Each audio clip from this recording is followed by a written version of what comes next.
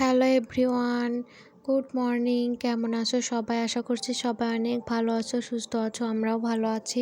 তো আজ হলো শনিবার আর এখন সকাল 6:30টার মতো বাজে। তো এখন থেকেই তোমাদেরকে সাথে নিয়ে ব্লগটা শুরু করছি। আশা করছি আজকের ব্লগটা তোমাদের ভালো লাগবে। যদি ভালো লাগে তাহলে প্রথম থেকে শেষ পর্যন্ত দেখার অনুরোধ রইল। তো ঘুম থেকে উঠে বাসি কাপড়টা ছেড়ে বাইরে চলে আসছি। তো আজকে ভেবেছিলাম 5টার দিকে উঠবো, তা উঠতে উঠতে ওই যে 6:30 বেজেই গেছে। তো কি আর করার। তো উঠে যে এখন উঠোনটা ঝাড় দিয়ে নিচ্ছি ভালো করে। তো তারপর আর কি অন্যান্য কাজগুলো করব। তো এখনও কেউ ওঠেনি, তো বাবা আর কি উঠছে, তারপরে আমি উঠছি। মা ঘুমিয়ে আছে এখনও, মানে মাও এখনও ওঠেনি, মামামও এখনও ওঠেনি। মামাম তো একটু দেরি করেই ওঠে প্রতিদিনই। তো তারপর উঠোনটা ঝাড় দিয়ে রান্নাঘরের ভেতরটা ঝাড় দিয়ে নিয়েছি আর কি। তার সাথে যে ছাই উঠিয়ে নিয়েছি। তারপর উঠোন ঘর বারান্দা ঝাড় দিলাম, দিয়ে যে এখানে এঁঠো কাটা ফেলতে এসেছি। তার সাথে রান্নাঘর পরিষ্কারও করে নিয়েছি, রান্নাঘরটা উনুন লেপা তো সমস্তটা কমপ্লিট করে নিয়েছি। এখন শুধু থালা বাসনগুলো মাজতে হবে। আর এই যে এঁঠো কাটা পুকুরের মধ্যে ফেলে দিলাম, যে বাসি ছাইটা উঠিয়েছি ওটাও ফেলে দিলাম। তো এখন এই যে বাসনগুলো মাজবো। এই যে বড় ঘরে, মানে এই যে আমাদের যে বড় ঘরটা, তো ওইখানে আর কি রাতে খাবার দাবার এনে রাখা হয়, তোমরা তো জানোই। তো সেখান থেকে আর কি বাসনগুলো বের করে মেজে ধুয়ে ঘরে উপর করে রেখে দিয়েছি। এখন এই যে টেবিলটাও ভালো করে মুছে নিলাম। তার সাথে এখন এই যে কিছু জামা কাপড় ছিল, তো সেগুলো এখন কলপাড়ে নিয়ে আসছি কাচাকাচি করার জন্য।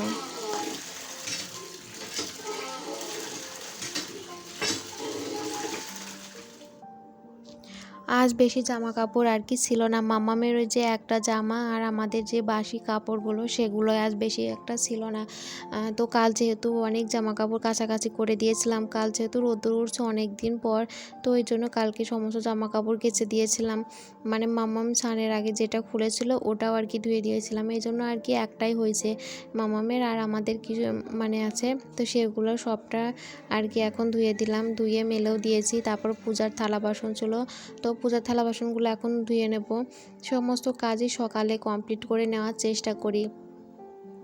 সকালে টাইমটাতে যদি কাজ কমপ্লিট না হয় সারাদিনে আর এই কাজগুলো করতে করতে এত দেরি হয়ে যায়, কি বলবো, আর করাই হয়ে ওঠে না। সকালের দিকে কাজেরও যতটা এনার্জি থাকে, বেলা বাড়ার সাথে সাথে কিন্তু অতটা এনার্জি থাকে না। যতই নিজের সংসার হোক আর যাই হোক না কেন, মানে সকালের টাইমটাতে কাজ করে প্রচণ্ড পরিমাণে শান্তিও পাওয়া যায় আর অনেক এনার্জিও পাওয়া যায়, মানে অনেকটা আর কি ভালোও লাগে। তো এই জন্য আমি সবসময় চেষ্টা করি সকালেই সমস্ত কাজগুলো কমপ্লিট করে নেওয়ার। তো ওই যে 6:30টায় উঠে ঘরের সমস্ত কাজকর্ম সকালে 10টার মধ্যে আমি জানো তো সমস্তটা কমপ্লিট করে নিয়েছিলাম। শুধু ওই যে জামা কাপড় কটা আর কি ভাঁজ করতে পারিনি, যেহেতু একটা জায়গায় আর কি বেরোনোর ইচ্ছা আছে। তো সেই জন্য জামা কাপড়গুলো ভাঁজ করতে পারিনি, আর ঘরটা শুধু মুছতে পারিনি। তাছাড়া সমস্ত কাজকর্ম কমপ্লিট করে নিয়েছিলাম। কমপ্লিট করে স্নান করে পূজাটাও দিয়ে দিয়েছিলাম, তারপরে আর কি বেরিয়েছিলাম। তো এখন এই যে ফুলও তুলে নিলাম। তুলসী আসন মোছা, পুজোর থালা বাসন ধোয়া হয়ে গেছে, এখন ফুল তুলে নিলাম। তার সাথে যে এখন তুলসী পাতা তুলে নিচ্ছি। আর দেখতেই পাচ্ছ কত সুন্দর তুলসী গাছ হয়েছে, দেখতে কত ভালো লাগছে না বলো? আমার তো খুব ভালো লাগে তুলসী পাতা এখান থেকে তুলতেও খুব ভালো লাগে। তারপর বাড়ির মধ্যে এই যে কিছু কাঠগোলাপ ফুল ছিল, তো সেগুলো তুলে নিলাম। তার সাথে এই যে নয়নতারা যে ফুল গাছে অনেকগুলোই দেখছি ফুল ফুটে আছে, কয়েকটা তুলে নিলাম।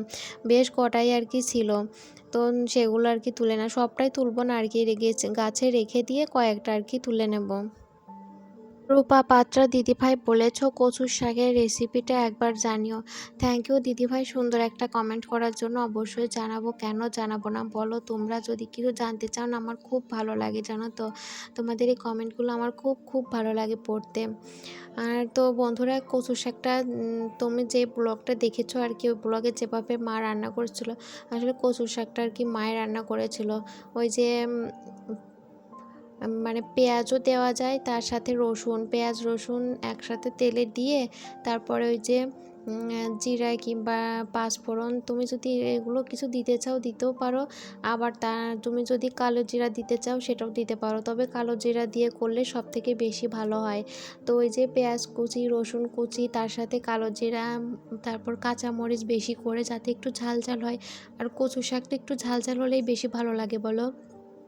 তো এই জন্য একটু বেশি করে কাঁচা লঙ্কা দিয়ে তো এগুলো তেলে দিয়ে তারপরে কচুর শাকটা একটু মানে একটু নাড়াচাড়া করে যখন এই যে কচুর শাকটা একদম আর কি মিশে যাবে, মিশে বলতে ওই যে অনেকটা আর কি মানে কী বল হয় ওটাকে ঠিক বলতে পারছি না। তো নাড়তে নাড়তে যখনই হয়ে যাবে তখন হালকা যদি জল ওঠে অনেকটা পরিমাণে, তাহলে আর তোমাকে জল দিতে লাগবে না। যদি জল না ওঠে খুব একটা, তাহলে হালকা একটু জল দিয়ে তুমি ঢেকে দিবে। তো ঢেকে দেওয়ার পর যখন আর কি একদম গলে যাবে তখন অনেকটা টাইম নাড়াচাড়া করতে হবে, একদম জলটা শুকিয়ে নিতে হবে, একদম শুকনো শুকনো করে নামাতে হবে, না হলে ওই যে জল জল ভাবটা থাকলে গলায় ধরতে পারে। তো এই জন্য একদম নরম মানে শুকনা শুকনা করে অনেকক্ষণ মানে চুলায় আর কি রেখে নাড়াচাড়া করতে হবে, তাই অনেকক্ষণ ধরে শুকিয়ে নিতে হবে। সকালে আর কি সব থেকে বেশি ভালো লাগে, ওই যে গলায় ধরার ব্যাপারটাও থাকে না, তো খেতেও কিন্তু ভীষণ ভালো লাগে।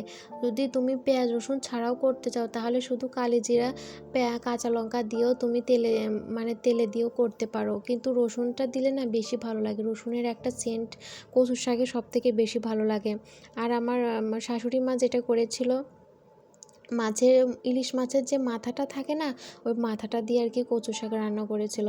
ওই যে কাঁচা লঙ্কা কালো জিরা তেলে দিয়ে তার সাথে কচু শাক মানে যখন নাড়াচাড়া করে জল দিয়ে একটু ঢেকে দেওয়ার সময় ওই যে মাথাটা দিয়ে দিয়েছিল, তারপরে ভালো করে কচু শাক মাথা সুন্দর করে গলে গিয়ে ওই যে একসাথে মিক্সড করে একদম মানে যে আর কি ঘন্ট মতো করে দিয়েছিল, ঘুটে দিয়েছিল ভালো করে, যাতে কচু শাকের সাথে মাছের যে মাথাটা মিশে যায়, আর মাছের একটা ইলিশ মাছের যে একটা সেন্ট থাকে যাতে ওটা পুরো শাকের মধ্যে চলে যায়।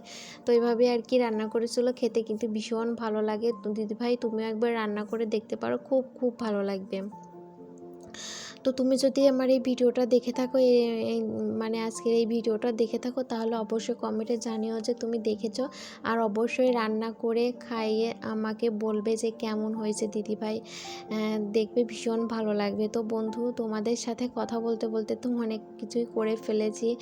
ওইদিকে ওই যে কালকে যে কৌটাকাঠিগুলো ধুয়েছিলাম সেগুলোতে শুকিয়ে গিয়েছিলো, কিছু জিনিস ছিল তো সেগুলো আর কি ভরে গুছিয়ে রেখেছিলাম। খাওয়া দাওয়া কমপ্লিট করে ঘরের সমস্ত কাজকর্ম কমপ্লিট করে এখন এই যে রেডি হয়ে নিয়েছি, এখন এই যে বেরোচ্ছি তিনজনে। তো শাশুড়ি মা, মাম্মাম, আমি তিনজনে আর কি রেডি হয়ে নিয়েছি, আর এই যে আমার মাম্মাম সোনা। তো যাচ্ছি আর কি বাজারে মাম্মামের জন্য টুকটাক কিছু কেনাকাটা, সামনে তো মাম্মামের বার্থডে আসছে, তো মামার জন্য মানে কয়েকটা জামা কেনারও ইচ্ছা আছে, মানে বার্থডে ড্রেসটা তো মাম্মামের বাবারই আনার কথা আছে, তো দেখা যাক কী করে। আর আমি যে হালকা পাতলা গরমের জন্য কিছু কেনার জন্য গিয়েছিলাম, তো কেনাকাটা কমপ্লিট করে বাড়ি চলে আসছি। তো বাড়িতে আসার সময় আর কি ওই যে পুরি সিঙ্গারা এগুলো নিয়ে আসছিলাম, এগুলো খাওয়া দাওয়া করে তারপর মাম্মামকে দুপুরের খাবারটা খাইয়ে ঘুম পাড়িয়ে দিয়েছে। আজ আসতে আসতে অনেকটাই দেরি হয়ে গেছে, প্রায় 3টে বেজে গিয়েছিল। তো এসে মাম্মামকে খাইয়ে ঘুম পাড়িয়ে দিয়েছি, তারপরে যে কী কেনাকাটা করছি সেটাই তোমাদের সাথে শেয়ার করার জন্য চলে আসছি। তো মাম্মাম এখন ঘুমিয়ে আছে, আর ভিডিওটাও এখন এডিট করব, আজকের ভিডিওটা আজই এডিট করে রাখবো।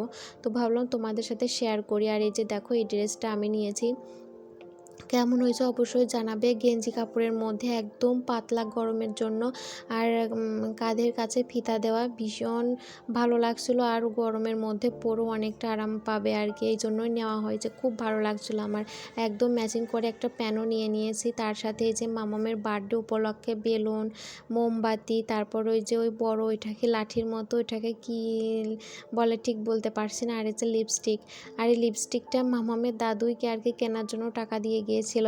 তো মামাম গিফট পেয়ে বলেছিল দাদু লিপস্টিক কেন আনো নাই, তো এই জন্য আর কি মামামের দাদু টাকা দিয়ে গিয়েছিল মামামেরকে লিপস্টিক কেনার জন্য, তো এগুলো কিনে দিয়েছি। আর এই যে মা আর কি যে মামামের জন্য জামা বানার জন্য ছিট কাপড় দিয়েছে, তো এগুলোই কেনাকাটা হয়েছে। তো আজকের ভিডিওটা এখানেই শেষ করছি।